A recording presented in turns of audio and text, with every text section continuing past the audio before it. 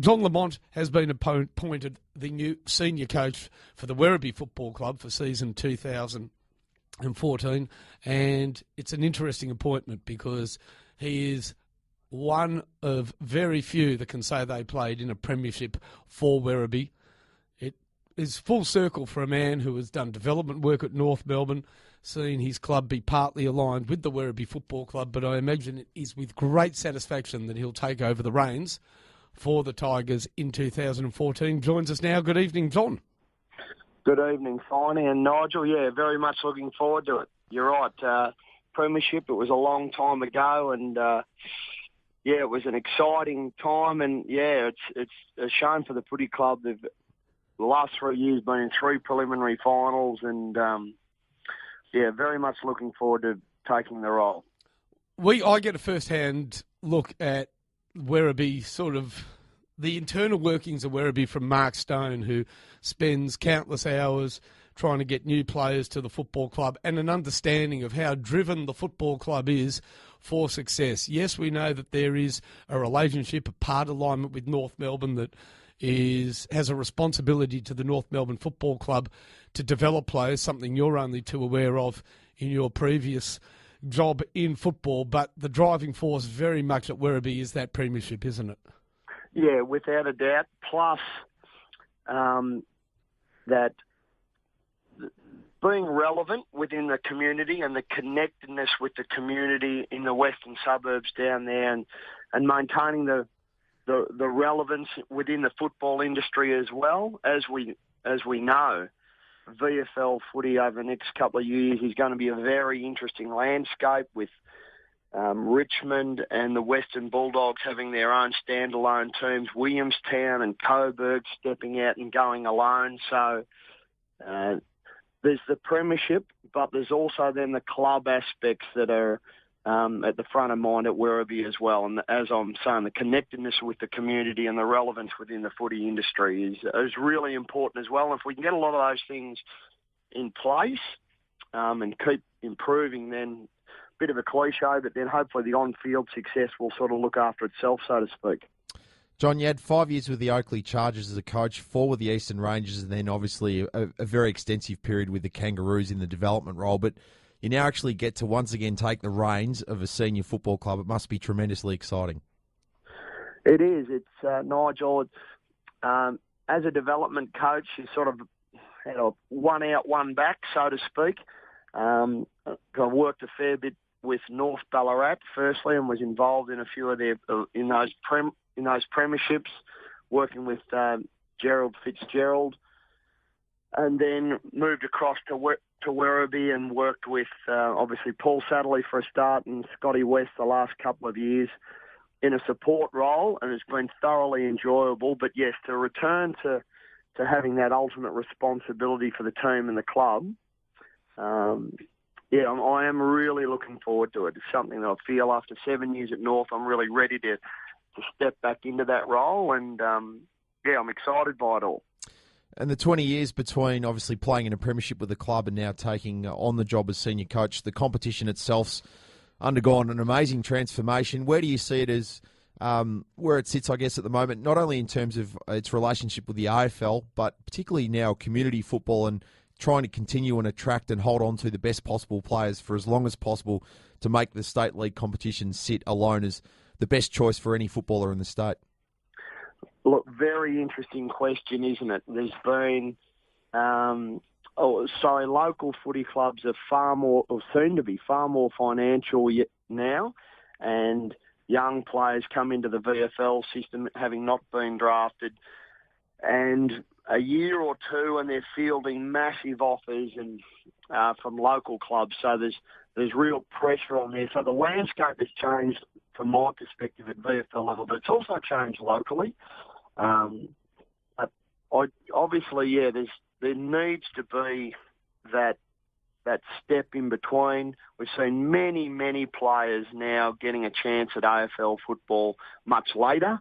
Once upon a time, there was 18, 19-year-olds were drafted, and it wasn't, once you got to 21 per se, you were almost viewed as being over the hill for AFL footy. But a couple of years ago, the rules changed around the rookies, and then the likes of of Michael Barlow, for instance, from our club, got an opportunity, and then they step into AFL footy, and everyone can see that they can handle it. So there still needs to be that second tier for the later developers. My concern is the 200-game VFL player gone? Are those days finished? I hope not. But yeah, just the landscape of the VFL is going to be very interesting. But I certainly see it as very viable. But repeating myself, the next couple of years are going to be very interesting, I think. John Lamont has joined us, appointed coach of Werribee in the VFL for next season, stepping away from his role as a development coach at North Melbourne. But, of course, part of his responsibilities will be to be just that. And a player that caused great interest and certainly hit the headlines during 2013 will come under your responsibility in 2014. Not that he wasn't already. Magjack Daw. Where do you see Magjack slotting into a North Melbourne side that is being touted as a possible, well, a definite premiership challenger in 2014? Magjack's coming off a PCL operation on his knee, so saw him earlier in the week, and he said he'll be running on the gravity machine, a particular treadmill we've got at North Melbourne that enables you to run at less than your body weight. He'll be running on that in about 4 weeks. So hopefully he'll be playing in the early part of the year. I'm not exactly sure when he'll actually return, but Magjack's role, obviously Todd Goldstein's playing great footy in the ruck for North Melbourne. I think Magjack's role in the future will be to relieve Goldie in the ruck and rest forward in much the way that, you know, Drew Petrie's done the last couple of years. But I think in the future, that'll be Magjack's role, the relief ruckman and key forward. And as we saw against the Bulldogs, he can certainly take a contested mark, and he's a pretty reliable kick for goal. So yeah, he's still got plenty of areas of his game to work on, primarily around the game sense and the modern defensive aspects of the game. But he's improving on that all the time. Brad Scott's got a terrific model in place. Boys are coming along well with all that, and bit of a setback in the operation. But I'm sure he'll be diligent in his rehabilitation, and they're off to Utah in a couple of weeks. Madge will go over there and do a little bit of hiking around the mountains of Utah, and hopefully have a really good pre-season, good rehab, and come back bigger and better than ever, so to speak. Werribee have had a great track record in producing AFL talent. Dale Morris, James Podsiadly and Michael Barlow, probably the premier ones over the last decade. Do you think Ben Brown's the next one perhaps in the queue after a great NAB AFL draft combine?